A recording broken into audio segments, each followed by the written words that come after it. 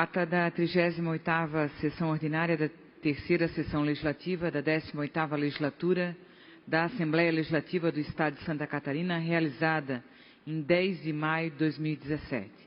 Presidência, deputado Silvio Drevic, deputado Kennedy Nunes. Secretarias, deputado Kennedy Nunes, Dirce Heidescheid, Maurício Skudlak. Às 14 horas do dia 10 de maio do ano 2017, nessa cidade de Florianópolis, capital do estado de Santa Catarina, reuniu-se a Assembleia Legislativa em sessão ordinária. Havendo quórum regimental, o senhor presidente declarou abertos os trabalhos e convidou o senhor deputado Kennedy Nunes, primeiro secretário, para proceder à leitura da ata da sessão anterior, que na sequência foi aprovada sem restrições. Expediente, distribuído na sessão. Breves comunicações. Ocuparam a tribuna os senhores deputados Kennedy Nunes, Maurício Skudlak, Nilson Gonçalves, Altair Silva, e no grande expediente, nesse horário destinado aos partidos políticos, ocuparam a tribuna os senhores deputados Padre Pedro Baldiceira, pelo PT, Maurício Skudlak, pelo Bloco Parlamentar PP, PR, PSB, Valdir Cobalcini, PMDB, e Mário Marcondes, PSDB. Ato contínuo, o senhor presidente suspendeu a sessão até às 16 horas. Reaberta a sessão, o senhor presidente adentrou no próximo horário.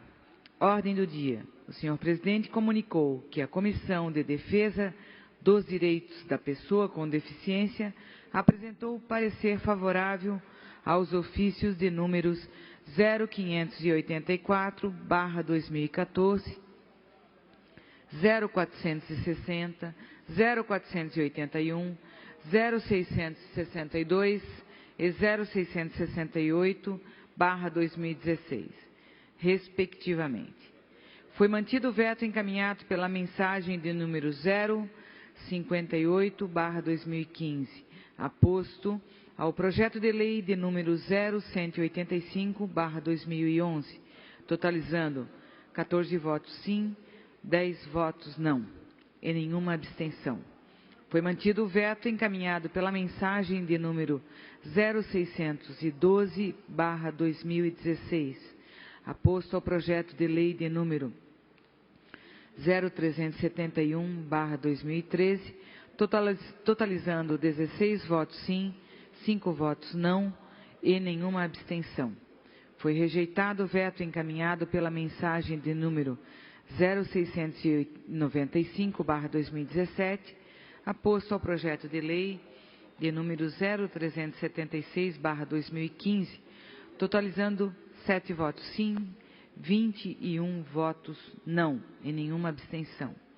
Foi mantido o veto encaminhado pela mensagem de número 697/2017, aposto ao projeto de lei de número 052/2016, totalizando 13 votos sim, 15 votos não e nenhuma abstenção.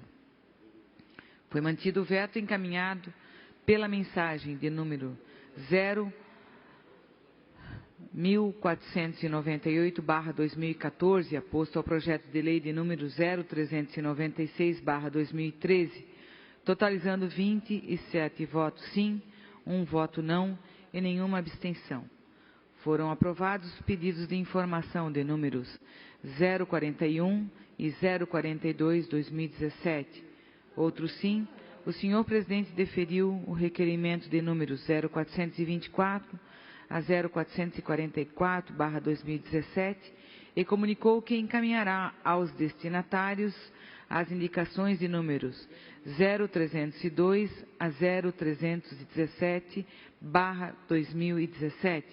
Na sequência, o senhor presidente, por acordo dos líderes dos partidos, suspendeu a sessão a fim de que o senhor presidente da Federação das Indústrias do Estado de Santa Catarina, Fiesc, Glauco José Corte, fizesse uso da palavra para falar acerca do panorama econômico da indústria catarinense, os principais desafios, bem como as proposições de maior impacto para o setor industrial catarinense. Ato contínuo, o senhor presidente reabriu a sessão e anunciou o próximo horário. Explicações pessoais. Não houve oradores inscritos.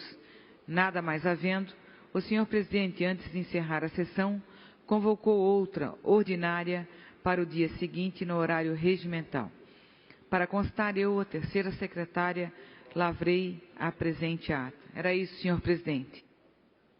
Obrigado, deputada Ana Paula. Em discussão, a ata que acaba de ser lida. Não havendo quem queira discutir, em votação. Quem tiver de acordo, permaneça como está. Aprovada. Breves comunicações.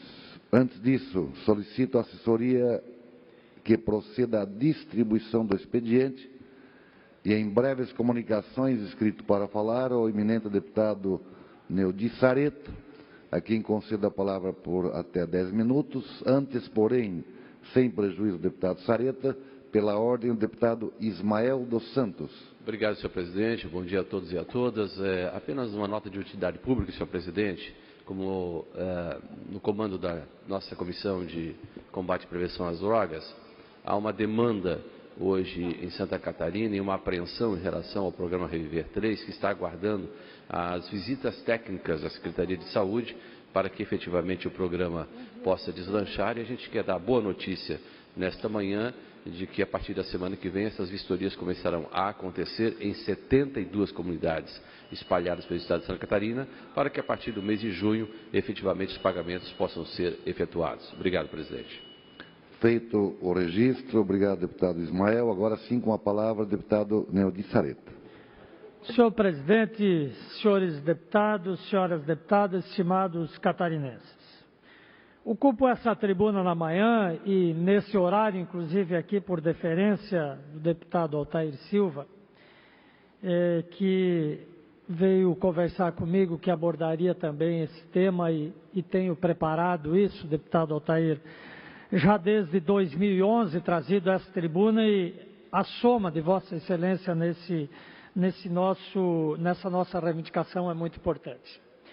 Desde 2011, eu trago a essa tribuna um assunto relacionado ao Instituto Médico Legal IGP de Concórdia. Eu queria, inclusive, que a assessoria colocasse na tela algumas fotos que nós temos da situação que se encontra isso, porque desde 2011, quando assumimos aqui como deputado, tenho trazido a necessidade da construção lá de um novo prédio. A situação, inclusive, é tão precária que, além de estar em péssimas condições, a estrutura física, faltam também profissionais. Como pode ser observado nas imagens do jornalista concordiense Alex Pacheco, a quem nos cede gentilmente as imagens, a situação está precária, com banheiro interditado, os médicos, auxiliares e peritos precisam trocar a roupa na cozinha, falta espaço, material, já que luvas e máscaras estão sendo adquiridos pelos próprios profissionais. Material exposto, já que não tem armários. Na prática, os próprios funcionários lá e o Instituto Médico e o IGP estão pedindo socorro. Tendo em vista que esse IML e IGP atende vários municípios da região, e constatada a urgência de melhorias, nós temos com frequência feito aqui indicações para essas ações. Trago, por exemplo, aqui dia 13 de maio de 2011, aonde nós dizíamos aqui, fizemos cobrança sobre a situação do IML de Concórdia. A situação que se encontra o Instituto Médico Legal de Concórdia vem se arrastando por anos, a falta de médicos, legistas e auxiliares, equipamentos e estruturas físicas. Isso dito lá no dia 13 de 5 de 2011, junto inclusive com uma indicação encaminhada ao Governo do Estado e à Secretaria de Segurança Pública. No dia 11 de 3 de 2014, novo documento aqui dessa casa, dirigido ao governador do estado, solicitando então lá melhorias e aumento de pessoal. No dia 28 de 4 de 2015, novo documento dirigido ao secretário de Estado de Segurança Pública, solicitando seja priorizada a chamada dos aprovados no concurso 1/2014 do IGP, que nesse caso não era só para o de Concórdia, era para o Estado todo. 10/5/2017, novo documento solicitando ao Governo do Estado contratação de profissionais para o IGP de Concórdia, bem como a realização de reparos emergenciais da atual estrutura. 27/3, também dirigido ao Governo do Estado, solicitando providências para a construção da nova sede do IGP de Concórdia. 8/2/2017, dirigido ao Governo do Estado, solicitando a convocação dos aprovados em concurso público.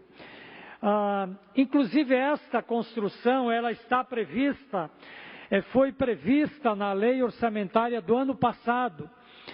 Portanto, há previsão orçamentária para esta construção, lembrando que são 3 coisas que nós estamos falando aqui. Uma é a estrutura física, a construção do prédio, a outra é os equipamentos que lá precisam, material inclusive, e a terceira é a questão de pessoal.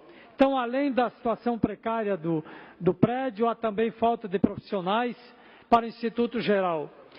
Em Concórdia são 2 peritos, sendo que um se aposentou, portanto precisa ser reposto, e um está afastado por problemas de saúde. Há também falta de auxiliar de perito. Por isso nós viemos mais uma vez a esta tribuna fazer esse apelo, no sentido que o Governo do Estado, a Secretaria de Segurança Pública, possam de fato olhar para a situação do IML de Concórdia, possam, já que há previsão inclusive para orçamentária para isso, possam fazer essas melhorias necessárias, possa também lá ter, deputado Altair, faço questão que Vossa Excelência também use a parte, já que seu horário, inclusive, que estava destinado aqui, nós estamos utilizando, que nós possamos somar forças nesse sentido e o Governo do Estado, de fato, fazer essas melhorias que lá estão sendo solicitadas. Mas ouço com muita satisfação o seu à parte. Deputado, acho que quero parabenizar pela luta, pela participação que você está empreendendo para que o IGP de Concórdia receba melhor atendimento, melhor infraestrutura, mais recursos humanos. E foi nesse propósito que nós também fizemos uma indicação nessa casa, até porque esse fato de Concórdia, a falta de efetivo, também está prejudicando outras regiões, porque o rodízio que é feito para os profissionais para atender, principalmente aos finais de semana, depende de outras regiões. Daí tem regiões, por exemplo, Chapecó, que ficam muitas vezes desabrigadas. Outro dia aconteceu um acidente em Ceará, a pessoa veio a óbito e levou praticamente um dia para liberar o corpo, porque dependia de profissionais e não estava havendo profissional suficiente para atender naquele momento. Por isso, inclusive, as lideranças de Concórdia e de Ceará, principalmente, fizeram contato conosco para que reforçasse. Conversando com Vossa Excelência, vi que Vossa Excelência já vem desenvolvendo um trabalho de conscientização para que o Governo do Estado tome a iniciativa para dar mais infraestrutura ao IGP de Concórdia, porque com isso vai favorecer as outras regiões que estão, inclusive, emprestando profissionais para atender a região de Concórdia. Por isso, meus parabéns, deputado. Estamos juntos nessa caminhada para resolver essa causa. Muito obrigado.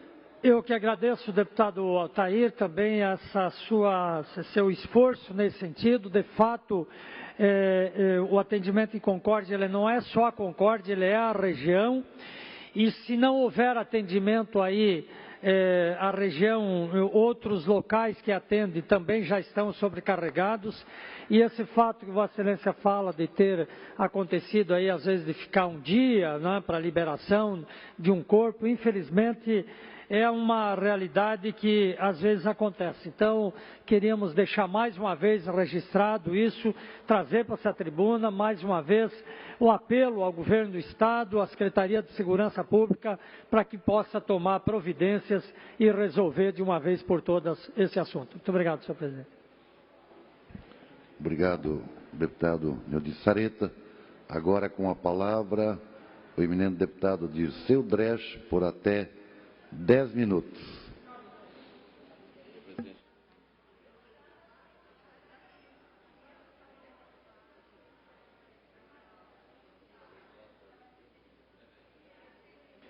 Uma saudação, senhor presidente, saudação aí a todos que nos acompanham, senhores deputados, senhoras deputadas. Eu quero aqui comemorar, eu estive ontem conversando com o vereador Marcelo, lá do município, vereador do Partido dos Trabalhadores do município de Sombrio, foi um dos grandes batalhadores lá para a reabertura das escolas. Então, felizmente, essa semana nós já tivemos aí reabertura de algumas escolas, muito debatido, inclusive, nesta casa e lá na região e no município de Sombrio, Balneário Gaivota. Já estamos aí com uma volta de quase 1.000 alunos, embora estamos aí já o ano letivo bastante comprometido, temos mais de 3.000 alunos fora das escolas, agora em torno de 1.000, próximo a 1.000 voltam. Então, pedimos mais uma vez agilidade do Estado, concentração naquela região, naqueles municípios, para que possa resolver esse problema, porque há um apelo das famílias, há um apelo dos estudantes, que não é possível as crianças perder o ano letivo. Já está extremamente comprometido, né? Nós estamos aí há mais de 60 dias sem aula, e isto, com certeza, é muito grave para os nossos estudantes daquele município. Então, nós continuamos aí o nosso empenho, né, junto com a Câmara de Vereadores, junto com as lideranças dos municípios, que a gente possa ter a normalidade o mais rápido possível dos estudos, né, para aqueles jovens, para aquelas crianças daqueles municípios. Então, podem contar com a gente, vamos estar sempre junto com vocês, Marcelo, a toda a equipe, a Câmara de Vereadores que nós tivemos lá em Sombrio, conversando sobre este tema e a presença massiva da comunidade, professores, pais e alunos. Então, esperamos que o Estado agilize os encaminhamentos, que possa resolver esta questão o mais rápido possível lá para todos os alunos poderem voltar para as escolas. Senhor presidente, eu queria hoje falar sobre um fato inédito na minha vida, na vida de muitos brasileiros e brasileiras que estivemos ontem em Curitiba. Eu fui para lá porque falei isto na terça-feira aqui nessa tribuna, que as minhas grandes conquistas, junto com trabalhadores e trabalhadoras do campo e da cidade, dos anos 80 em diante, inclusive a luta pela democratização do nosso país, todas as grandes conquistas, deputados e deputadas e a todos que nos acompanham, foram na democracia, na democratização do país, onde o povo se mobiliza, onde o povo luta, onde o povo conquista. Nesta grande disputa do nosso país, que é pelo bolo da renda, seja ela privada ou da arrecadação dos impostos do nosso país, que é a divisão do bolo dos recursos públicos através de políticas públicas para agricultores, para trabalhadores do meio rural, como também para trabalhadores e trabalhadoras da cidade, seja do serviço público ou seja da iniciativa privada. Então, ontem, mais um dia extraordinário pela luta da democracia.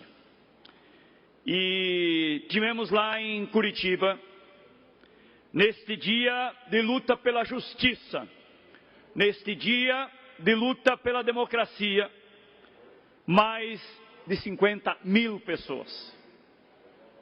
Quanto setores da mídia golpista do nosso país, que apoiou o golpe, especialmente a Rede Globo, golpe militar em 64, ajudou a derrubar presidentes que não eram presidentes totalmente de esquerda, mas eram presidentes que queriam o bem para os trabalhadores, queriam o bem para o Brasil, como foi o próprio Getúlio, como foi João Goulart e outros. Novamente está nesta estratégia do golpe no nosso país. derrubar uma presidente que não tem crime de responsabilidade, continuam atacando direitos trabalhistas e previdenciários, a serviço e a mando do grande capital nacional e internacional, entregando o nosso petróleo, entregando nossa previdência para o sistema financeiro.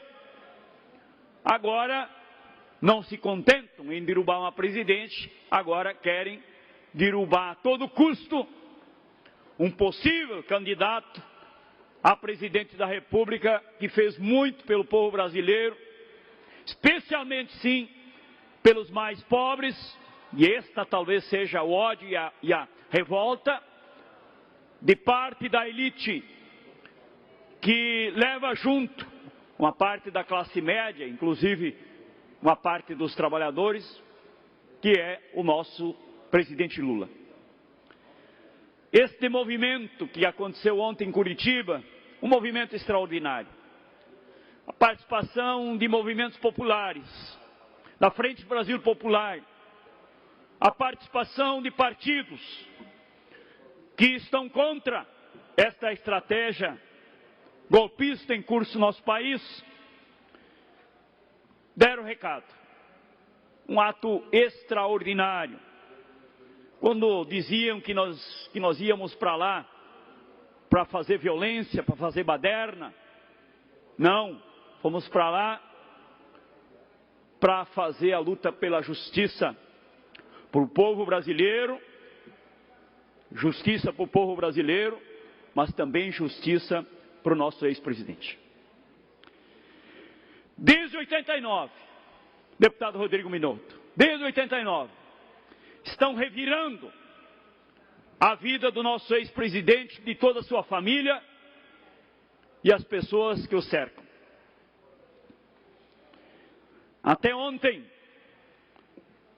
o interrogatório do juiz Moro, que não deveria mais estar à frente desse processo, que está todas as suspeitas colocadas, que é um juiz parcial. Um juiz parcial. Inclusive chegando ao cúmulo de gravar um vídeo, dizer que o povo não era para vir para Curitiba. Quem tem que dizer isso são os movimentos populares, as representações políticas, não é ele. Então ele não tem mais condições de conduzir esse processo, e ontem, mais uma vez, mostrou que as perguntas dele não eram, grande parte das perguntas não eram relacionadas ao processo do chamado réu, que é o presidente Lula, mas sim a outros temas.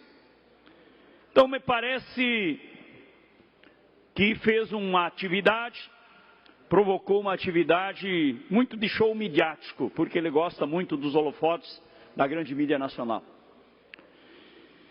Então, o presidente Lula deixa muito claro,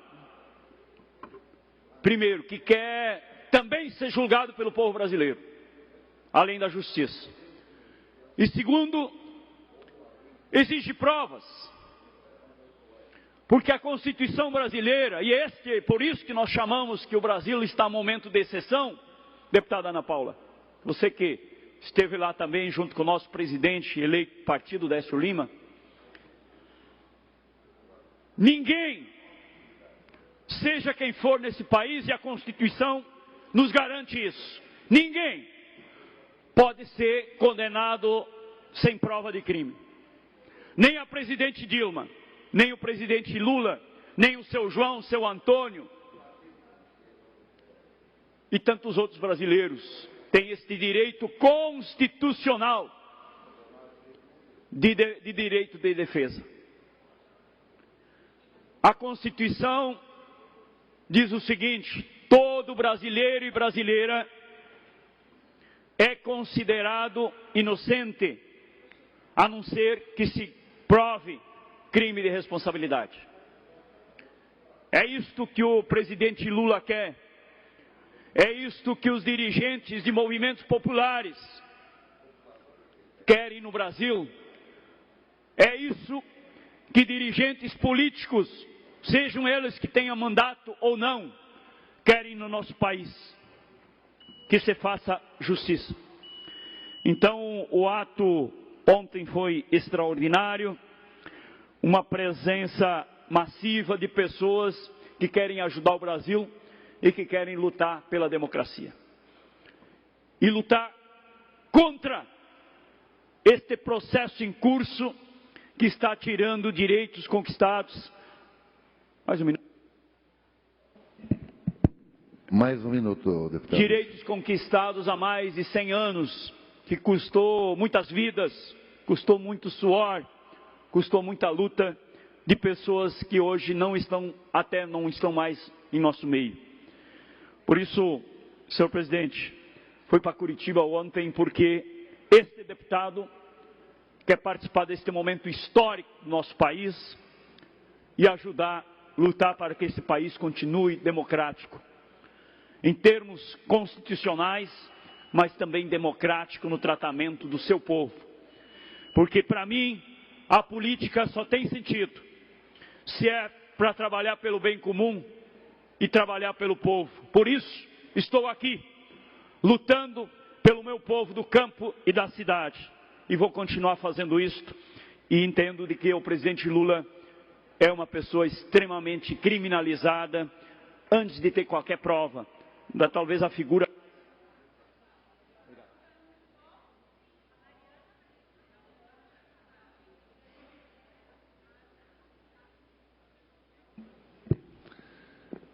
Próximo orador ou oradora inscrita, a deputada Luciane Carminati, com quem faz uma permuta com o deputado Maurício Kudilac.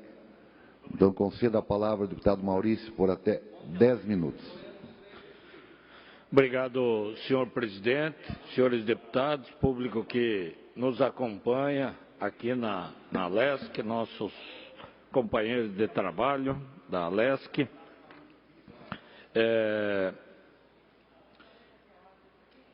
Eu fiz uma indicação que será votada no dia de hoje, certamente aprovada por todos os senhores deputados, a respeito da regulamentação e da Lei 15.156, de 11 de maio de 2016, que permite o porte de arma, 2010, desculpa, que permite o porte de arma de fogo funcional aos servidores do IGP.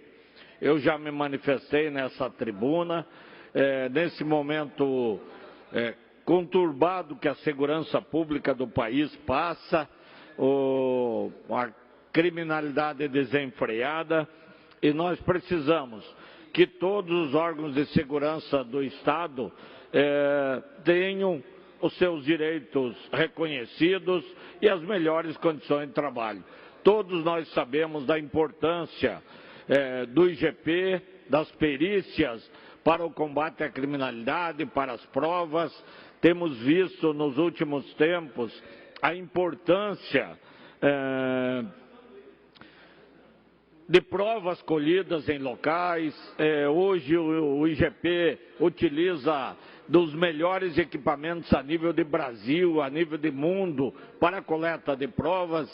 E esses funcionários, peritos e assistentes, estão nos locais de crime, em locais conturbados, e precisam da utilização do porte e da sua arma. Então, é muito importante que tenhamos a regulamentação por parte do governo do Estado dessa legislação, e que eu não entendo por que até agora não foi regulamentado. É mais um órgão de segurança que precisa estar em condições de defesa do cidadão, da sociedade e até da própria segurança quando atende em determinados locais. Então, nós temos a Polícia Militar, temos a Polícia Civil, agente penitenciário, as guardas municipais hoje, a grande maioria já tem autorização e já utilizam a arma, já tem o porte de arma, e o IGP, uma instituição tradicional de combate a criminalidade, tão importante para a consecução da justiça, e ainda não tiveram essa aprovação. Então, nós pedimos aí, através da indicação, que o governador do estado, o mais rápido possível, faça essa regulamentação. Segundo assunto que eu queria abordar no dia de hoje, tenho recebido material e nós temos em tramitação na casa um projeto de lei para proibir a distribuição de sacolinha, aquela sacolinha de compra nos supermercados. Isso é um absurdo. Todos os estudos, todas as informações mostram que isso só ajuda o consumidor, só ajuda o meio ambiente, só ajuda o cidadão como um todo. Então, nós temos um projeto aí para proibir, e eu conheço porque a minha cidade, São Miguel do Oeste, é proibido o uso de sacola. Então, o que acontece? Ou o cidadão tem que levar uma sacola de casa, que os estudos aqui comprovam, muitas vezes não está tão higienicamente limpa, preparada, quanto a sacolinha plástica. O mercado muitas vezes distribui caixa de papelão para que o consumidor leve o produto para a sua residência, caixa de papelão que ali transportou muitas vezes produtos nocivos à saúde, caixa de papelão de sabão, por exemplo, e de outros produtos mais nocivos à saúde, onde acabam colocando as compras do usuário, do consumidor no supermercado, para levar para a sua residência. Então, tem vários estudos aí que foram feitos a respeito das sacolas plásticas, e no final desses estudos se chega à conclusão que os mais prejudicados são os consumidores e o meio ambiente. E várias entidades e o Jornal do Estado de Minas fez uma pesquisa de capa de jornal perguntando quem é o maior beneficiário da não utilização das sacolinhas. Aí a população votou colocando supermercados, colocando meio ambiente, colocando o consumidor. O consumidor é o maior prejudicado com a não distribuição de sacolinhas. Por quê?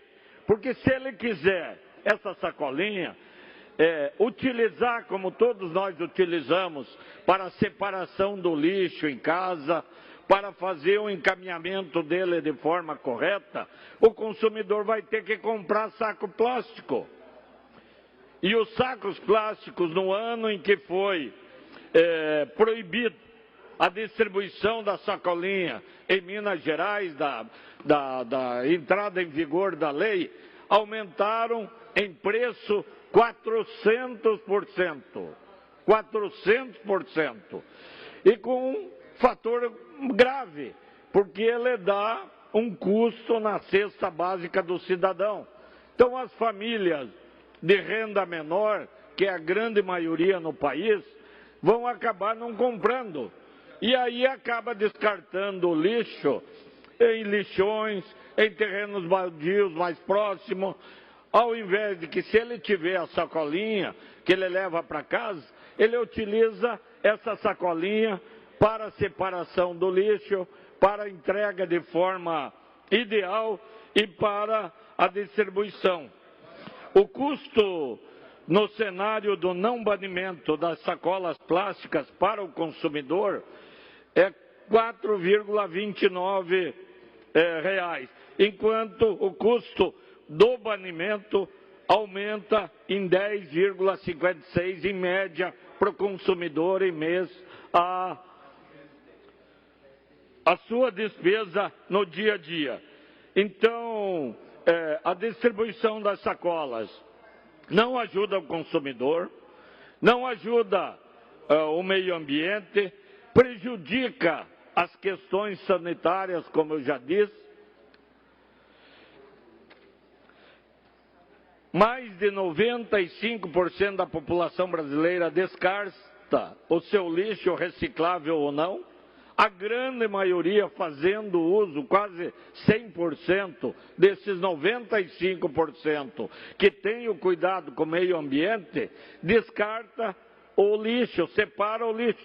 Se não tiver a sacola plástica, uma parte vai comprar saco plástico, mas uma grande parte, deputado Berlando, não vai descartar de forma eficiente, porque o cidadão, ou de menor poder aquisitivo, vai acabar não comprando a sacolinha, não fazendo o descarte. Então, caixas de papelão, elas têm 8 vezes mais bactéria, 12 vezes mais fungos, coliformes totais em 80% das amostras coletadas, coliformes fecais, 62% das amostras coletadas. Sacolas de pano, 4 vezes mais bactérias, 5 vezes mais fungos e coliformes totais de 58% nas amostras coletadas.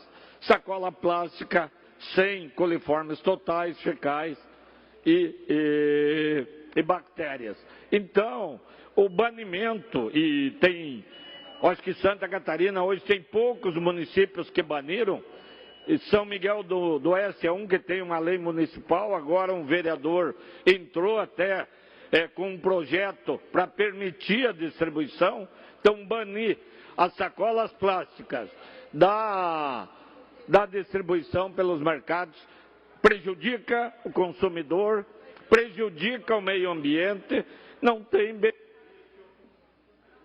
mais um minuto, deputado Não Maurício. vejo benefício para ninguém. Então, nós temos uma lei em tramitação aqui, que eu espero nós estudemos com bastante carinho. Faço questão de ouvir o deputado Nilson Berlanda, que nessa área de comércio é um grande experto. Senhora Presidente, senhores deputados, parabéns aí pelo assunto, Maurício, deputado Maurício. Inclusive, na semana passada, nós participamos de uma audiência pública sobre a discussão da sacola. E entramos já com um projeto nessa casa aqui para fazermos uma sacola padrão em Santa Catarina, a exemplo do Rio Grande do Sul, que é uma sacola adequada para que seja usado pelo consumidor e sem o custo pelo consumidor. E também não causando um custo mais elevado do comerciante. Então, será padronizada pela BNT, se não me falha a memória, dentro dos padrões, uma bolsa que tenha capacidade, que não vá ter problema em transportar o alimento ou a compra do consumidor. Então, estaremos discutindo logo, logo o projeto... 30 segundos, deputado. Obrigado. Dessa sacola padrão. Parabéns pelo assunto. Obrigado, deputado Nilson Berlanda. Como disse, Vossa Excelência é um expert nessa área aí de comércio.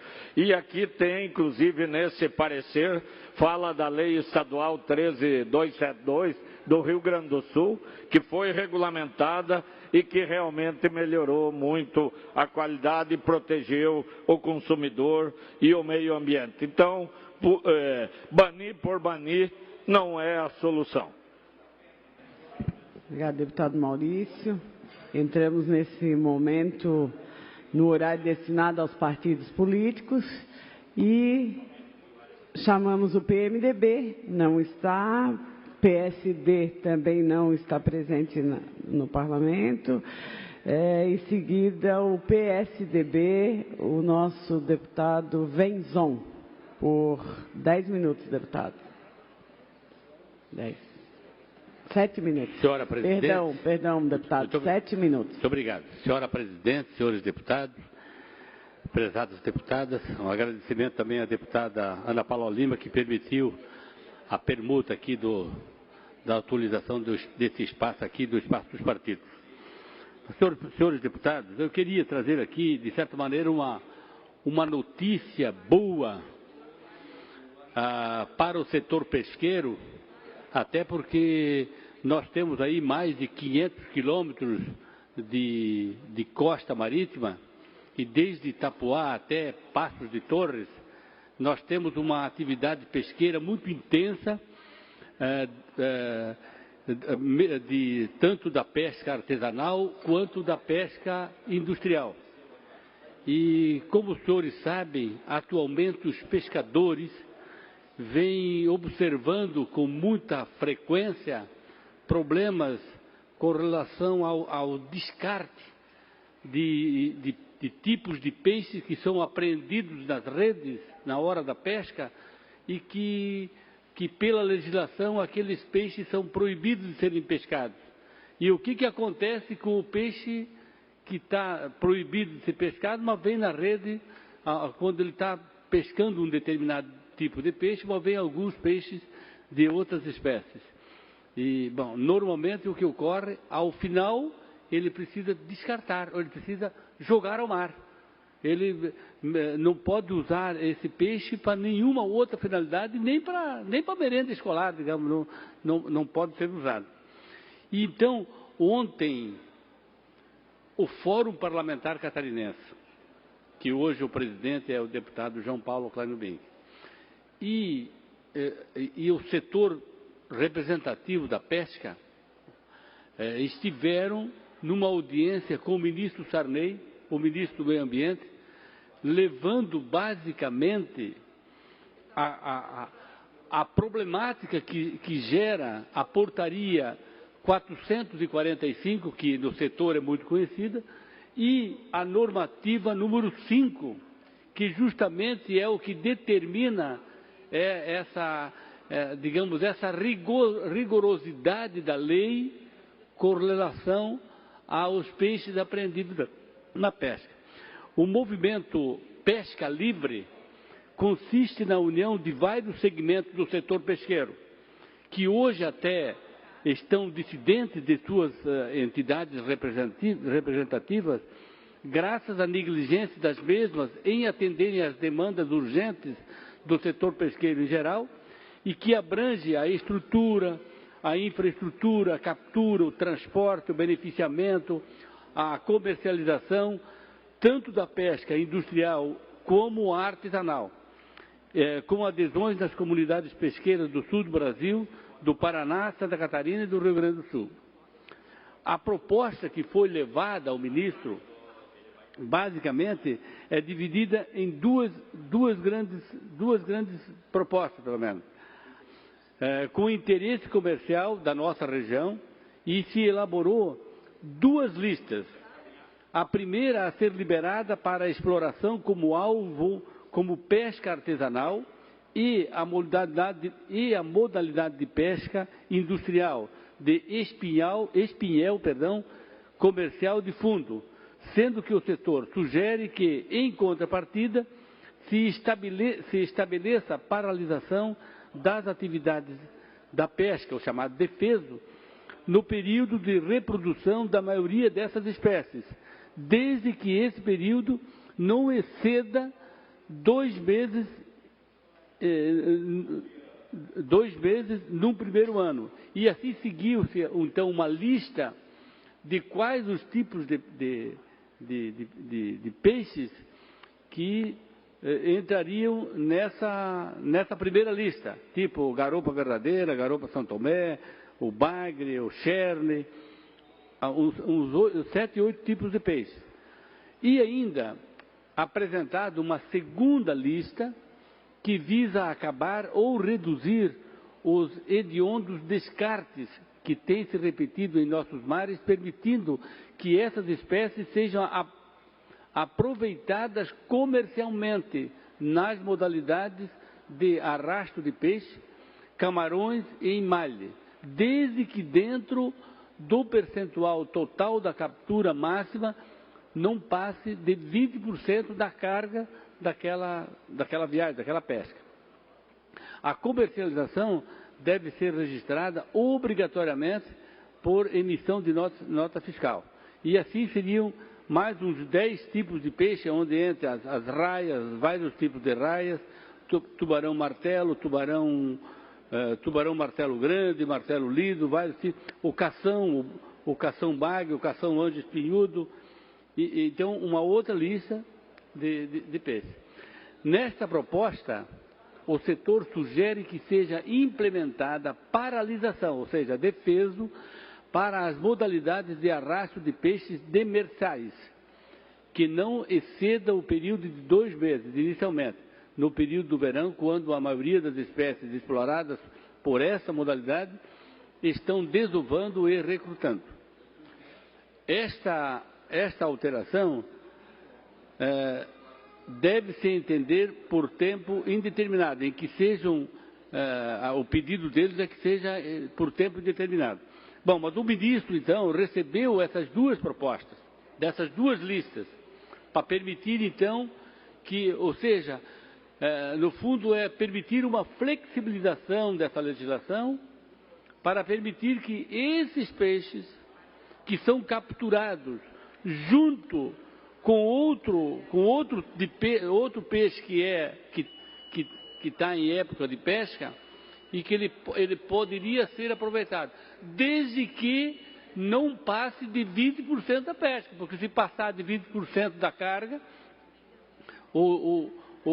então ele estaria pescando, fazendo a pesca irregularmente. O ministro recebeu a proposta e pediu, basicamente, que o setor apresentasse uma proposta Mais um minuto, deputado Wenzon. Então, o ministro pediu que o setor apresentasse uma proposta de consenso. Aliás, dentro do setor pesqueiro, existe um pouco de desentendimentos entre empresários da pesca, entre produtores artesanais e alguns sindicatos, não em todos, evidente, mas então quer que busque uma proposta única, apresentada por eles, por todo o setor. Essa proposta será analisada e durante um ano, não indeterminadamente, mas por um ano, basicamente, o Ministério de Meio Ambiente vai atender essa proposta e naturalmente, vai avaliar qual é o efeito sobre os cardumes residuais, qual é o efeito sobre esses peixes para não extinguir ou para não diminuir a sua reprodução. De forma que consideramos uma grande vitória para o setor pesqueiro. Deputado Wenzon, graças a Deus tivemos a oportunidade de dar oportunidade aos nossos pescadores de ser regularizados.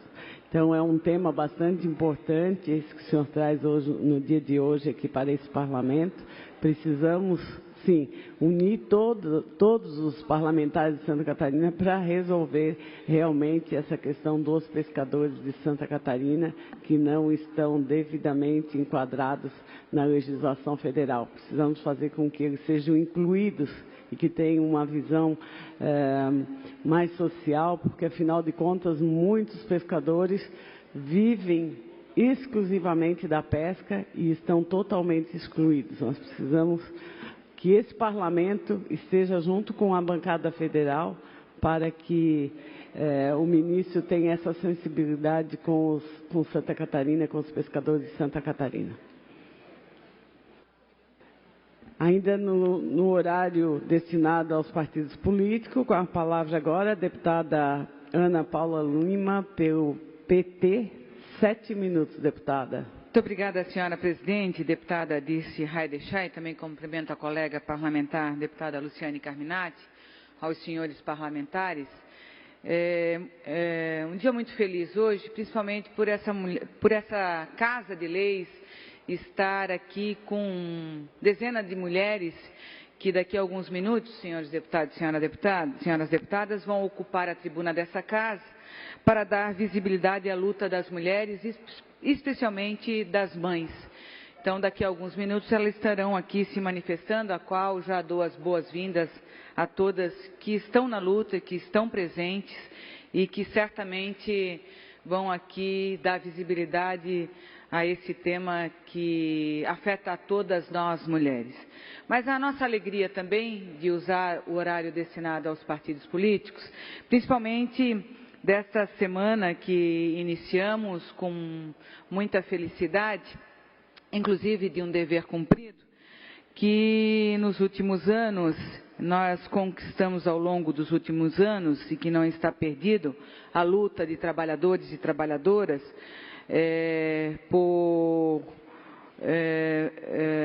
para que a gente possa voltar a ter um país mais justo, um país mais digno, um país mais respeitado para homens e para mulheres. Falo isso, senhoras e senhores, porque no final de semana do dia 6 e 7 de maio, o Partido dos Trabalhadores esteve reunido no município de Lages, no 6º Congresso Estadual do Partido dos Trabalhadores, a qual esteve presente centenas de delegados, 400 delegados e mais os nossos convidados, onde nós debatemos grandes temas e principalmente elegemos um novo presidente do Partido dos Trabalhadores, bem como também a executiva e os delegados para o encontro nacional que acontecerá no mês de junho, no início de junho. Mais do que a escolha da nova direção, o Partido dos Trabalhadores desenhou o que a militância e também o que as lideranças do PT querem daqui para frente, tanto no estado de Santa Catarina como no nosso país. A militância foi ouvida e junta construiu ações que irão fortalecer os setoriais de mulheres, de jovens, o LGBT e também de combate ao racismo. Foi um amplo debate, um rico debate, onde todos os congressistas fizeram essas discussões, principalmente no grupo e depois na grande plenária.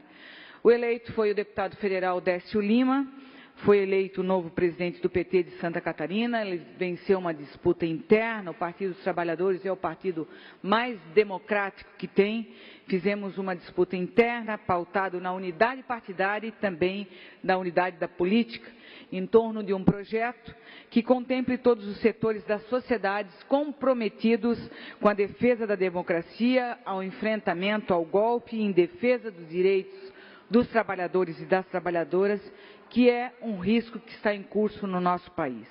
Outro desafio do mandato de Décio Lima, como presidente estadual do PT, será organizar os diretórios municipais e percorrer o estado de Santa Catarina para discutir a conjuntura política e também um projeto para o governo do estado de Santa Catarina, que são as eleições do ano que vem. Além, claro, senhoras e senhores, de construir uma base sólida para o projeto nacional do PT, com Lula candidato a presidente. Por falar nisso, senhora presidente, e público que está nos acompanhando pela TV e pela rádio, ontem Curitiba foi a capital da democracia. Ontem, milhares de pessoas de Santa Catarina acordaram muito cedo e foram para o estado de Paraná para fazer um belo ato em solidariedade ao presidente Lula, em defesa da democracia, contra o golpe que ainda está em curso no nosso país, onde milhares de militantes e simpatizantes de todo o Brasil estiveram presentes na praça. Realmente foi um grande ato, foi um ato de solidariedade, foi um ato tranquilo, até desconstruindo a fala daquele juiz de primeira instância ali de Curitiba, que me recuso até em falar um nome, que até gravou um vídeo nas redes sociais, e essa TV golpista, essa Globo, mencionou num programa de domingo, que também me recuso a manifestar o nome, mas que foi um ato pacífico, onde homens e mulheres, crianças, pessoas de todas as idades estiveram presentes nesse ato. Um ato que durou 9 horas. E de lá não saímos enquanto o presidente Lula não saísse do seu depoimento, que levou um grande número de horas, e ele foi brilhante no seu depoimento, esclarecendo todas as dúvidas deste juiz de primeira instância, fez todas as colocações e até disse que ele já foi condenado várias vezes pela imprensa.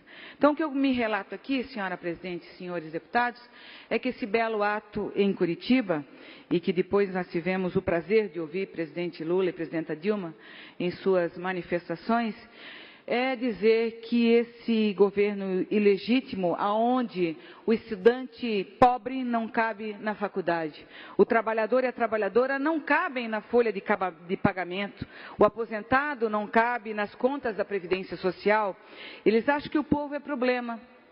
Eles acham que o problema do Brasil é o povo, não é o povo que é problema. Durante 13 anos o povo não foi problema, durante 13 anos o povo teve a oportunidade de comprar os seus bens de consumo, da valorização do salário mínimo, de ter uma casinha para morar, de ter dignidade no seu trabalho. Durante 13 anos do governo do Partido dos Trabalhadores, nós demos dignidade e respeito para o nosso povo, onde o nosso povo foi ouvido e teve as condições necessárias. Então o ato lá em Curitiba era para isso. E eu continuo afirmando que o povo é a solução para o problema do Brasil, e isso o nosso partido já tem debatido, os problemas as soluções para resolver o problema da economia, a qual esse governo ilegítimo, impostor, que está governando o nosso país, ainda não deu soluções. Desde que, no ano passado, em abril do ano passado, 17 de abril do ano passado, e agora em maio, onde a nossa presidente sofreu um golpe, um impeachment, um golpe, foi um golpe, em que melhorou a vida de você? Em que melhorou a vida do catarinense de um ano para cá? Eu só escuto reclamação. No meu gabinete, em qualquer lugar onde ando, dizem que o problema é grandioso, a falta de emprego, a falta de condições necessárias. Mais um minuto, deputada. As nossas universidades, onde as pessoas não têm mais acesso ao financiamento, ao FIES, ao ProUni. A casa própria também é um risco que estamos correndo, não tem mais aquele sonho. Fecharam as portas da Caixa Econômica Federal para as pessoas acessarem, pelo menos, os recursos para viabilizar a dignidade de ter uma casinha para morar e acolher a sua família. É agora, senhoras e senhores, o risco também nas leis trabalhistas e na Previdência Social. Estamos firmes na defesa sempre de homens e mulheres do nosso Brasil. Muito obrigada, senhora presidente. Dando sequência, o bloco parlamentar PP, PR, PSB teria 13 minutos para o seu pronunciamento. Deputado Maurício Studilac, com a palavra.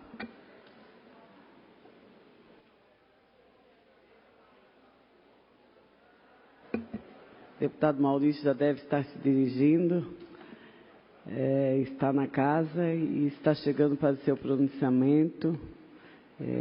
Está aqui atrás, já está chegando para fazer sua fala. Obrigado, presidente, deputada Dirce, deputada Ana Paula, nossa mesa diretora hoje está feminina, né, está forte. Saudar a todos que acompanham a sessão, e todos sabem como é a nossa correria, deputado, as comissões, o plenário, atendendo também as lideranças, prefeitos e vereadores que vêm buscar seus projetos, ver como estão os andamentos, e por essa razão a gente faz isso com muito carinho, com muita determinação. E eu sempre digo, como já disse o meu filho de político, quando ele é menorzinho, ele cobra um pouco por nós estarmos envolvidos na política, porque o pai nunca está em casa, está sempre na correria da política. Quando ele quer trocar o celular, a gente diz que só no Natal, aí ele vê que você ajuda uma comunidade, ajuda a outra, então a gente tem muita cobrança. Queria registrar com alegria aí a presença do Gildo, ex-vereador de Barra do Sul, nosso presidente do PR lá, né? E o vereador Dicley, que também está aí, e eles que têm pleiteado tanto lá pelo município de Barra do Sul e que têm o nosso apoio. E sejam bem-vindos, contem com o apoio do nosso gabinete e a nossa atenção dentro de tudo que seja possível. Então, só queria reiterar, antes eu falei a questão do IGP, que nós estamos pleiteando a regulamentação da lei que permite o porte de arma pelos servidores do IGP, e que é muito importante para a segurança deles e como órgão de segurança pública para intervir em defesa na proteção do cidadão. Também fizemos a indicação nessa casa que o IGP é o único órgão que não recebeu todas as correções salariais devidas que as demais categorias da segurança receberam.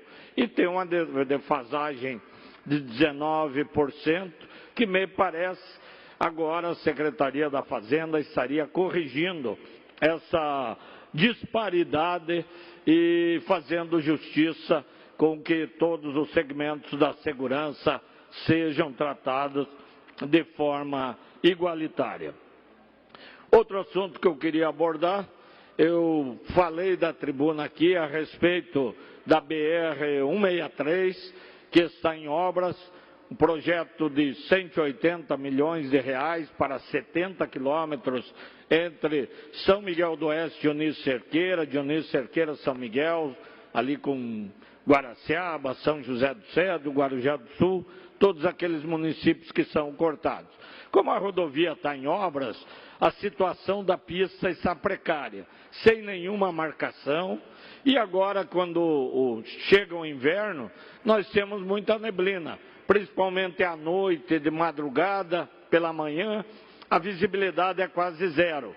Como não tem chamados olho de gato, como não tem a pintura na pista, e fica tudo um cinza, aquele asfalto, fica muito difícil efetivamente para quem transita pela rodovia. A empresa que faz a obra fez uma pintura amarela de ponta a ponta, que eu entendi, para dar segurança aos motoristas. Infelizmente, comecei a receber informações e reclamações de que a Polícia Rodoviária Federal estaria multando em todos os locais. Ora, tem vários locais que as ultrapassagens eram permitidas, que existe visibilidade e que, tendo boas condições, pode ultrapassar. Mas que a Polícia Rodoviária, em razão da pintura, que não foi com o objetivo de impedir a ultrapassagem, mas foi sim com o objetivo de melhorar a segurança do trânsito, estaria multando. Conversei hoje pela manhã ainda com o superintendente do DENIT, o Vicilar Preto, um engenheiro de carreira, uma pessoa responsável que admiro pelo seu trabalho, pelo profissionalismo na condição do DENIT em Santa Catarina, que já se comprometeu em verificar essa situação, ou há bom senso pela Polícia Rodoviária, ou a empresa vai ter que fazer uma nova marcação, permitindo, nos locais em que é possível, a ultrapassagem para que os motoristas não sejam penalizados. Ali uma região de muitos caminhões de transporte, caminhões que muitas vezes, em determinados locais, desenvolvem pouca velocidade e que não dá para você fazer uma fila de 70 quilômetros de veículos das pessoas que moram, trabalham naqueles municípios e que tenham que ficar sem ultrapassar por 70 quilômetros. Além disso, o engenheiro Vicilar Preto disse que o Ministério dos Transportes liberou mais 30 milhões para a obra da 163 entre São Miguel do Oeste e Dionísio Cerqueira. Com isso, vai acelerar a obra. A obra está andando, mas não no ritmo que todos esperavam. Aquela obra já esteve parada. Nós temos vários trechos mais complicados, principalmente nas que passam nas áreas urbanas dos municípios que são cortados pela BR-163, e nós precisamos então de agilidade daquela obra. Com essa liberação, segundo o engenheiro Vicilar Preto, superintendente DENIT em Santa Catarina, vai haver sim uma aceleração daquela obra. Eu sei que ele tem uma preocupação muito grande com a 470 para agilizar. A deputada Ana Paula acompanha esse trabalho, essa luta dela e de todos nós aí para a conclusão e para que ande mais rápido aquela obra também. Tem a 280, tem tantas obras importantes. Vi agora que a 282, entre Ponte Serrada e Chapecó, que há poucos dias foi dada a ordem de serviço, já tem várias frentes de trabalho. Então, são obras importantíssimas para a economia, para o cidadão catarinense, para o desenvolvimento e para a tranquilidade do nosso Estado. Então, fazer esse registro, que a questão da sinalização da 163, enquanto em obras, vai ser revista pelo DENIT e o anúncio, a boa notícia do superintendente DENIT da liberação pelo governo federal de mais 30 milhões para as obras da BR-163, naquele trajeto entre São Miguel do Oeste e Dionísio Cerqueira. Então, era essa a nossa manifestação, senhora presidente, e agora, deputada Ana Paula Lima. Obrigado. Muito obrigada, senhor deputado Maurício Scurlac, que utilizou o horário destinado ao bloco parlamentar PP, PR e PSB. Fim do horário dos partidos políticos, como não há outros partidos que queiram se manifestar, nós entraremos agora na ordem do dia, que, conforme o regimento dessa casa, pelo artigo 104,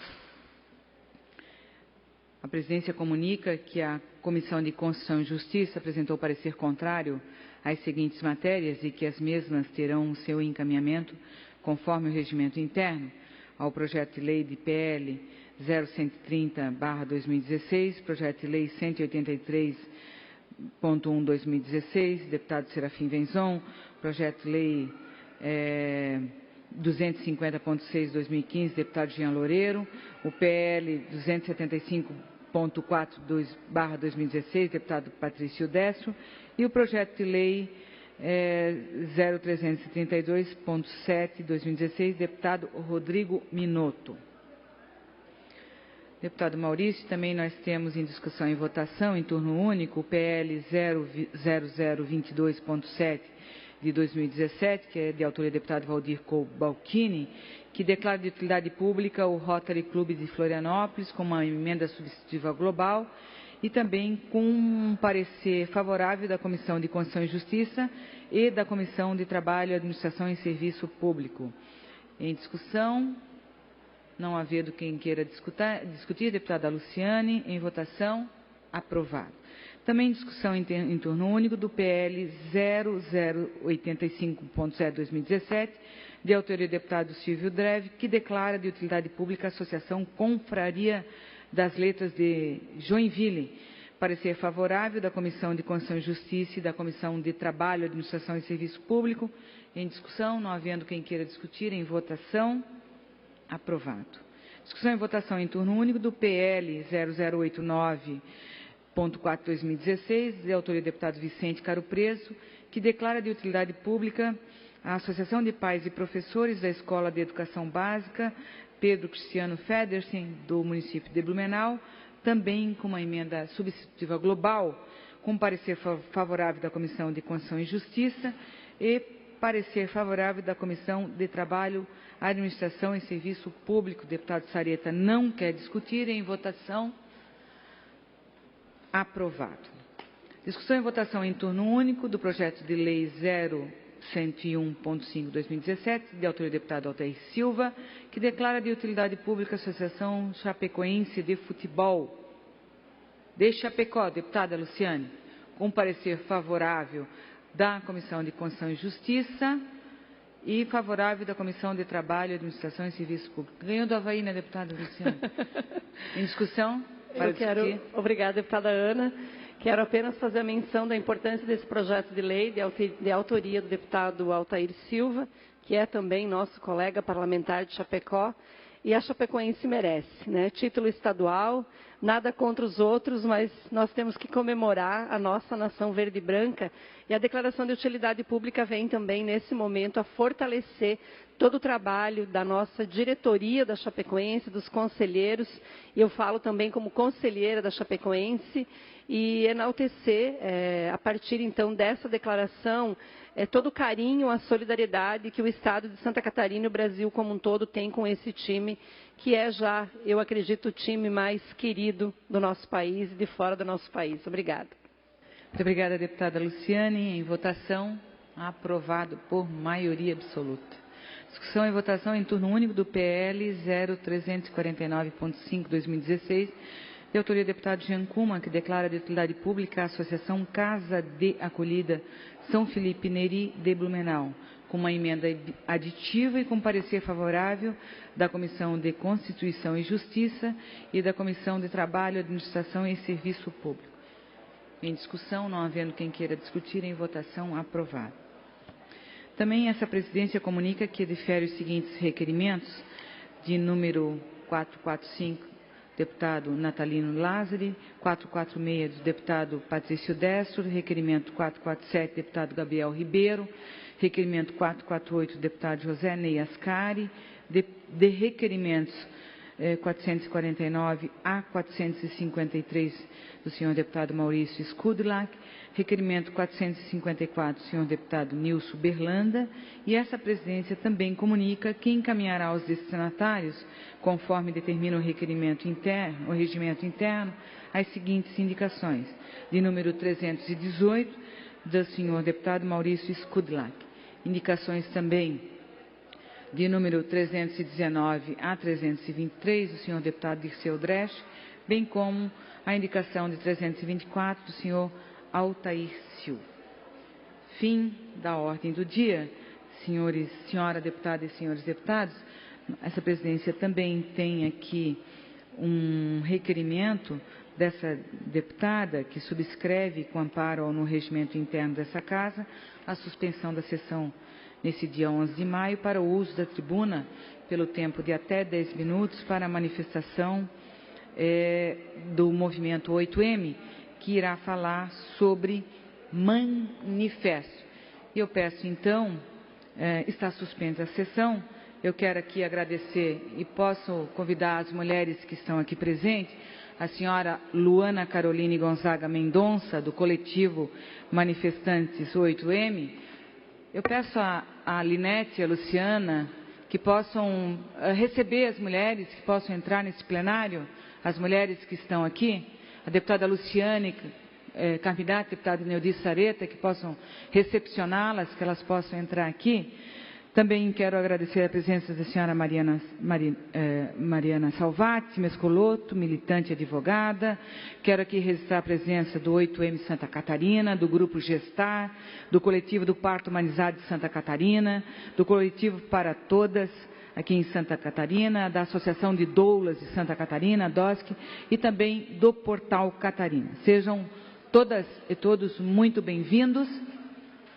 E eu passo agora, pelo tempo de até 10 minutos, para a Luana Caroline Mendonça, do coletivo Mãe Manifestantes 8M, e também da Mariana Salvati, que representa aqui também um coletivo e é militante advogada. Palavra com vocês. Muito feliz por vocês estarem aqui. Bem-vindas.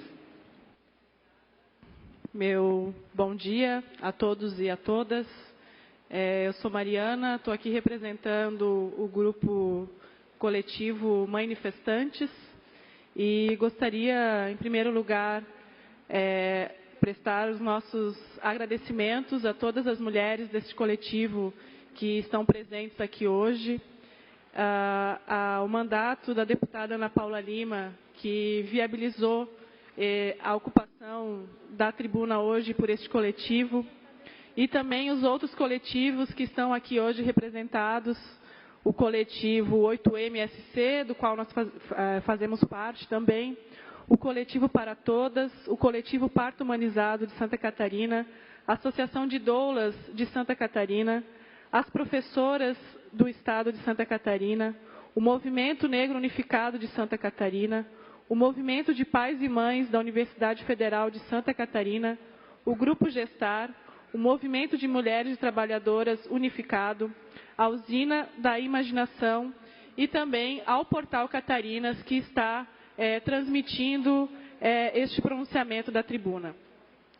Gostaria também de destacar que as mulheres que estão aqui hoje, representadas por estes coletivos de mulheres, com certeza têm bastante dificuldade de se fazerem presentes na vida política e na militância.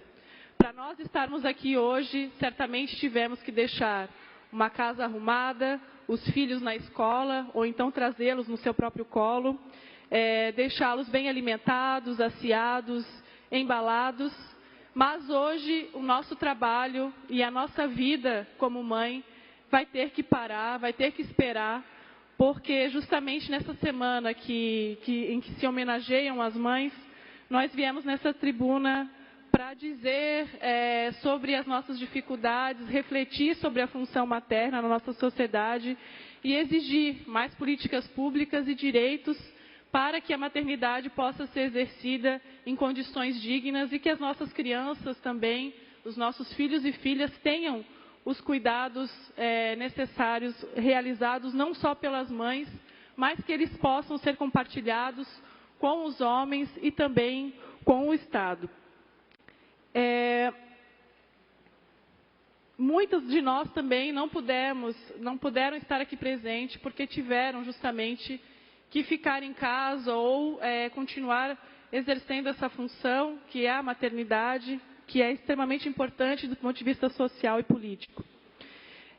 Queríamos destacar também que o Dia das Mães, antes de ser uma data comercial, ele iniciou como uma proposta política antibelicista. Nos Estados Unidos, tivemos um movimento de mães antibelicista no seio da Guerra Civil dos Estados Unidos, que também tinha uma pauta antirracista e já propunha um movimento internacional de mulheres.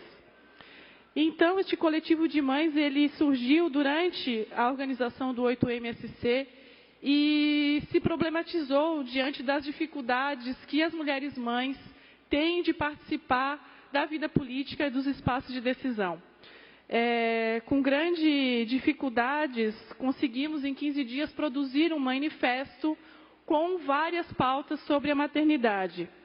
E viemos aqui então hoje ocupar esta tribuna para divulgar o manifesto e para dizermos que, apesar das ausências de muitos parlamentares aqui hoje, que não quiseram nos ouvir, que não estão aqui presentes para nos prestigiar e também para nos ouvir as nossas pautas e as nossas necessidades, nós não vamos deixar de falar e ocupar esse espaço e dizer que lugar de mulher e de mãe é na rua sim, é na tribuna sim. E vou então passar a palavra à Luana para que ela possa fazer os destaques sobre o nosso manifesto. Muito obrigada, Mariana. Bom dia a todos e a todas. Eu sou Luana. A maternidade ela não é reconhecida como função social e política. No entanto, ela é parte fundamental da construção e da manutenção de uma sociedade. É através da maternidade que os filhos se consolidam como pessoas críticas e participantes de uma sociedade. E é por isso que dentro do manifesto nós temos uma série de questões. Dentre elas estão: pleiteamos o compartilhamento das responsabilidades nos cuidados com bebês e crianças, o auxílio comunitário e coletivo com os cuidados e a criação de políticas públicas e de direitos que possibilitem o engajamento de toda a sociedade com os cuidados desses bebês e crianças. Exigimos que toda mulher tenha a maternidade como escolha livre e informada, que a maternidade seja exercida com corresponsabilidades com os homens e o Estado e também a legalização do aborto. Exigimos espaços públicos acolhedores para as crianças, praças, parques, playgrounds, calçadas, ruas, bairros, enfim, todo e qualquer lugar em uma cidade. Necessitamos de benefícios universais de acesso à renda, saúde, educação e moradia e de incentivos à formalização do trabalho. Não aceitamos a discriminação que parte de outras mulheres em função de sermos mulheres mães. E desejamos que estejamos verdadeiramente lado a lado na defesa dos interesses de todas as mulheres, protegendo-nos e fortalecendo-nos umas às outras. Buscamos a inclusão e a aceitação de mães e suas filhas e filhos nos espaços de construção de políticas para mulheres. Lutamos pela ampliação e universalização das licenças parentais. Exigimos o reconhecimento da igualdade de gênero nas responsabilidades familiares. Reivindicamos a redução da jornada de trabalho para que os cuidados adequados e vínculos afetivos sejam estabelecidos entre as crianças e seus cuidadores. Exigimos a igualdade de direitos e deveres reprodutivos, inclusive no âmbito trabalhista, a fim de que o gênero não diferencie o acesso a direitos, como as licenças, intervalos e creche para homens e mulheres com filhos. Queremos a revogação da lei dos ACTs, que impede o livre exercício da maternidade em conciliação com o trabalho. Lutamos pela humanização do parto no Brasil via Sistema Único de Saúde e pelo respeito e autonomia da mulher gestante a respeito das decisões sobre seu próprio corpo. Denunciamos a violência obstétrica como violência contra a mulher e pedimos mais atenção à saúde mental da mulher gestante e das mães no Brasil. Repudiamos a exoneração de Sônia Lansky, que vem promovendo qualidade de saúde perinatal para mães com vício em álcool e outras drogas, bem como impedindo a retirada compulsória de seus bebês após o parto. Exigimos ser respeitadas durante a amamentação e não nos calaremos quando toda e qualquer mulher for impedida de amamentar livremente em qualquer lugar. Repudiamos de maneira ainda mais veemente a violência contra a mulher, mãe negra e indígena. Repudiamos a esterilização involuntária de mulheres mães negras e indígenas, que vem acontecendo com cada vez maior frequência no Brasil, ainda que de maneira oculta. E exigimos igualdade nos direitos em pré-natal e parto, onde até mesmo a analgesia é hierarquizada em relação às mulheres brancas. Lutamos contra o extermínio da juventude negra e indígena. Lutamos contra a lesbofobia, que também vitimiza nossas crianças.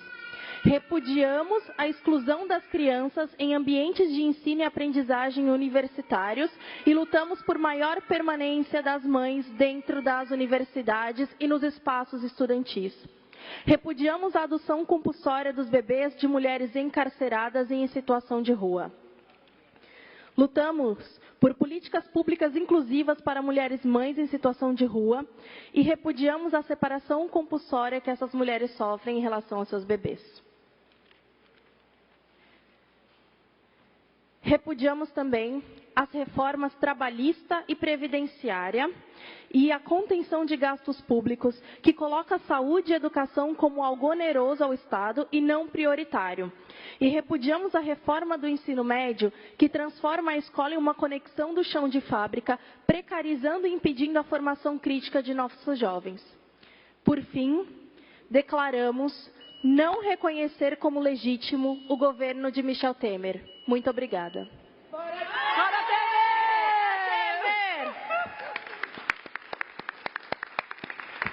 Muito obrigada a Mariana, a Luana, que em nome delas eu saúdo todas as mulheres e homens aqui presentes por esse manifesto. Quero dizer que é um momento para reforçarmos, inclusive, as nossas reivindicações de políticas e de direitos. Parabéns pelo movimento. No próximo domingo estaremos comemorando o Dia das Mães, mas nós queremos mais flores e mais direitos, né? Mais flores e mais direitos, mas pelo menos respeito. Parabéns pelo esse manifesto, bem-vindos à Assembleia Legislativa. Encaminharemos depois para todos os deputados dessa casa, se puderem deixar a cópia desse manifesto, que a gente possa publicitar. Muito bem-vindos. Então, reaberta a sessão neste momento e dando prosseguimento aos trabalhos desta casa, agradecendo a presença de todos e de todos os grupos aqui também.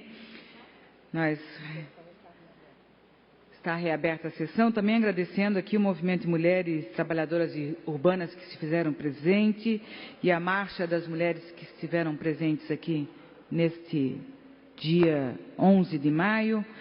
E passamos agora para explicações pessoais. E quem está inscrito é a senhora deputada Luciane Carminati, a qual essa presidência dá o tempo de até 10 minutos. A Luana e a Mariana que falaram, né?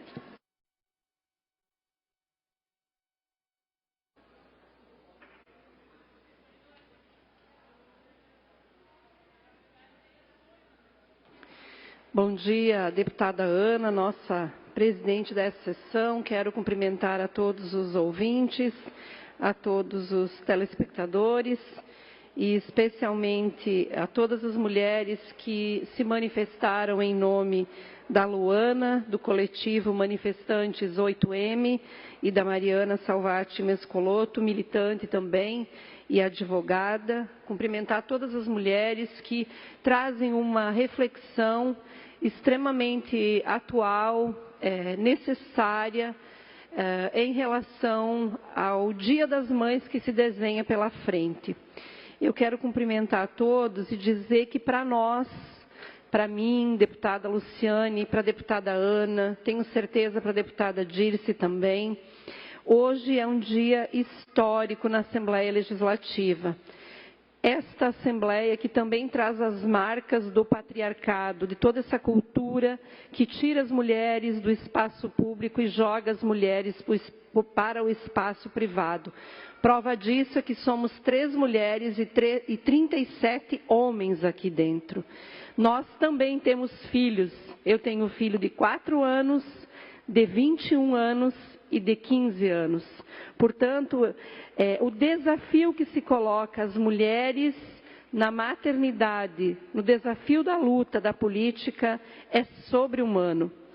Quero trazer, portanto, aqui uma breve reflexão a partir da manifestação que essas companheiras fazem aqui. Um dia em que mulheres mães vêm a esta casa para falar do seu papel social, dos seus direitos e denunciar as violações que sofrem. Todas são bem-vindas. Como mãe, mulher, educadora, deputada e hoje coordenadora da nossa bancada feminina na Assembleia, eu quero dizer muito obrigada por vocês estarem aqui e trazerem essa pauta e essa luta tão importante com tanta potência, com tanta veemência. É muito bom tê-las todas aqui. É fortalecedor da nossa luta cotidiana aqui dentro da Assembleia.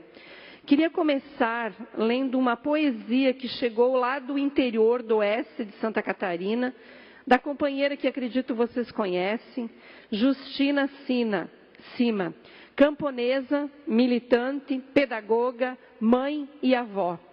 Mulher que conseguiu fazer a tão sonhada faculdade de pedagogia, já depois de criar os filhos e estar com eles grandes nesse momento. Ela representa as camponesas que, dentro de todas as condições impostas pelo patriarcado, estão sempre na militância e na luta por nossa emancipação.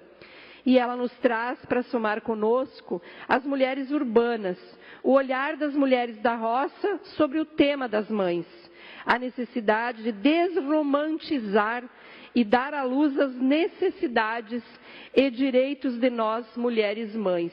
Diz o poema: quando falamos de mãe, vem à mente uma mulher que gera vida, que é capaz dos maiores sacrifícios para ver seus filhos e filhas realizados e realizadas, que está sempre pronta para cuidar de todo o trabalho da casa, lavar, passar, cozinhar, arrumar, plantar, colher, que trabalha dentro e fora de casa.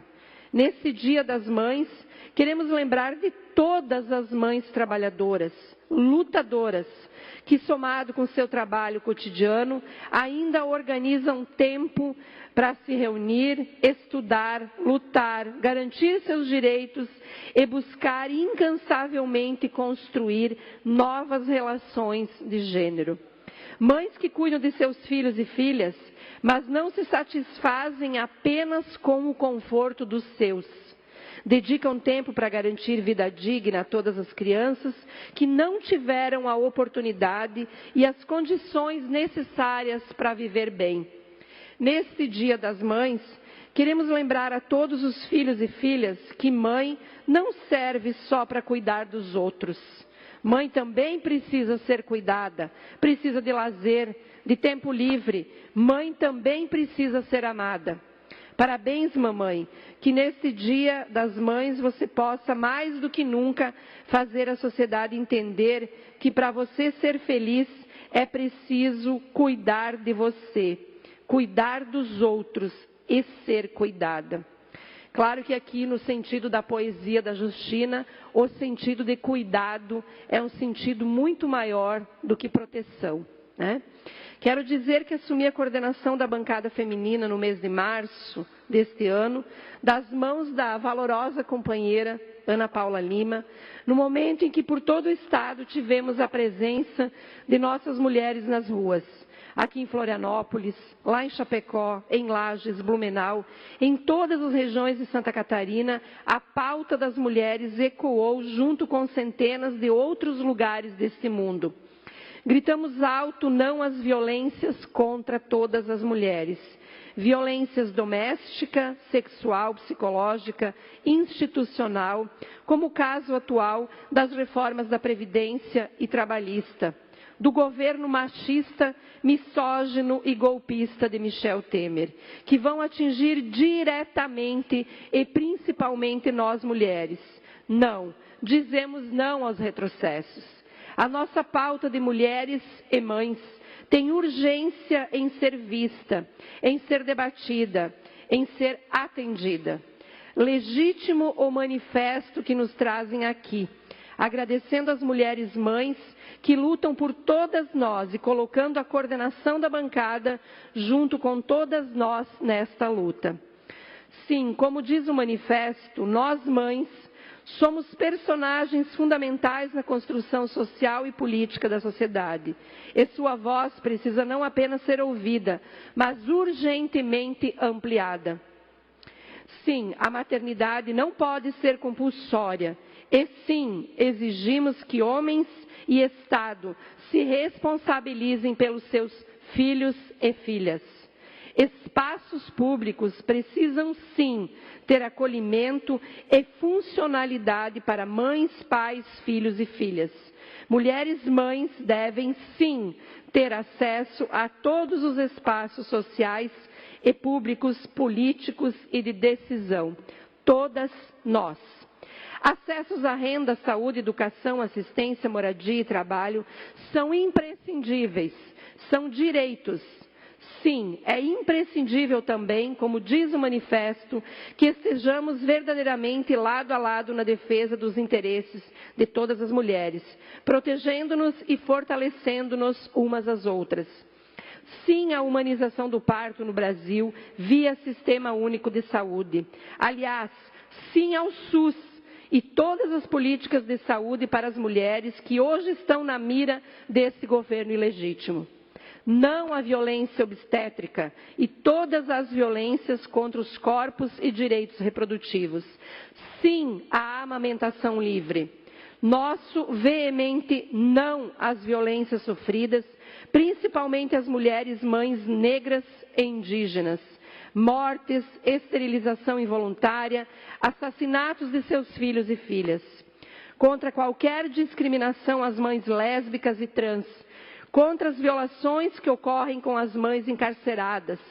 Há uma série de complexidades que envolve a situação social das mulheres mães que precisamos exigir, sim, que o Estado assuma e garanta direitos, assistência, condições, equidade de cuidados. Contem vocês, mulheres, todas as que aqui estiveram, contem com a bancada feminina desta Assembleia nesta ampliação de nossas vozes. Cobramos do Estado cotidianamente, ininterruptamente, que assuma suas responsabilidades com as políticas e instrumentos de proteção às vidas das mulheres e seus filhos e filhas. Estamos organizando, junto à bancada feminina da Assembleia, uma série de mais de 10 seminários regionais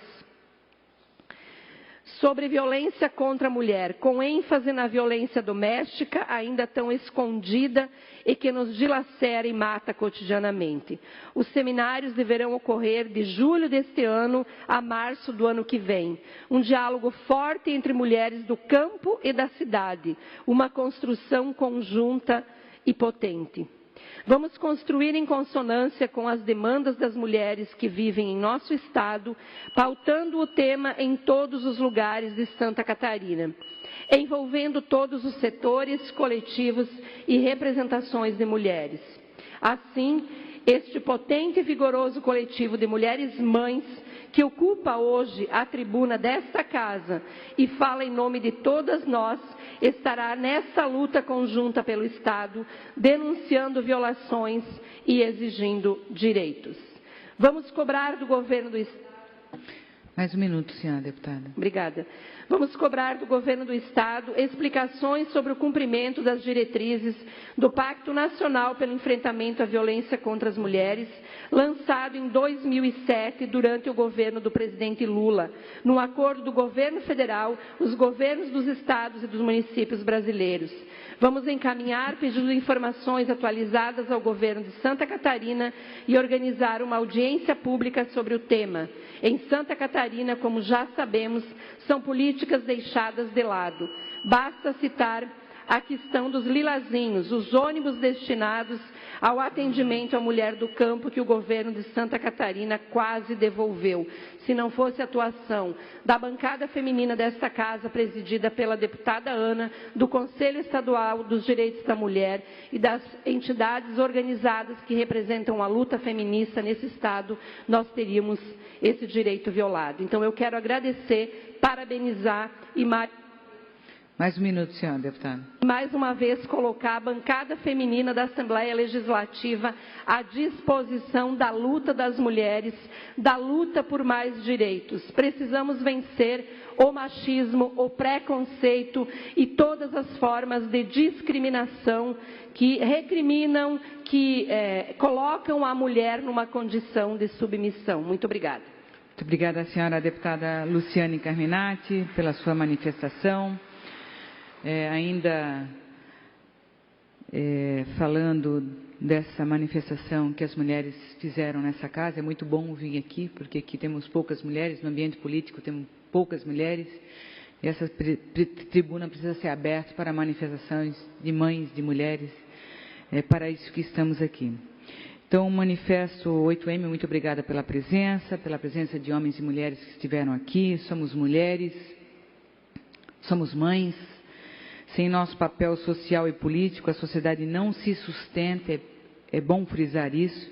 E, a despeito disso, somos vistas como sujeitos de segunda ordem, deputada Luciane. Sem representatividade, sem autonomia, sem voz, cujo corpo todos se apropriam, violentam e assediam. Voltamos-nos agora contra essa lógica natural e nociva que nos oprime, nos torna vulnerável, nos esmaga, nos violenta. Nós somos mulheres e somos mães e nós queremos mais direitos. E no próximo domingo teremos uma data que celebramos o Dia das Mães, portanto é fundamental também nesse momento a mobilização e reflexão sobre as mulheres catarinenses. Então, como mães, não há presente maior do que o reconhecimento, o respeito, a igualdade de direitos e uma vida sem violência. E parabenizo a nossa coordenadora da bancada feminina em realizar esses seminários que vão acontecer a partir do mês de junho, para que a gente possa ouvir as mulheres catarinenses. Então, senhoras e senhores, não havendo mais oradores inscritos, essa presidência, antes de encerrar a sessão, convoca outra ordinária para a próxima terça-feira, no horário regimental. Muito obrigada.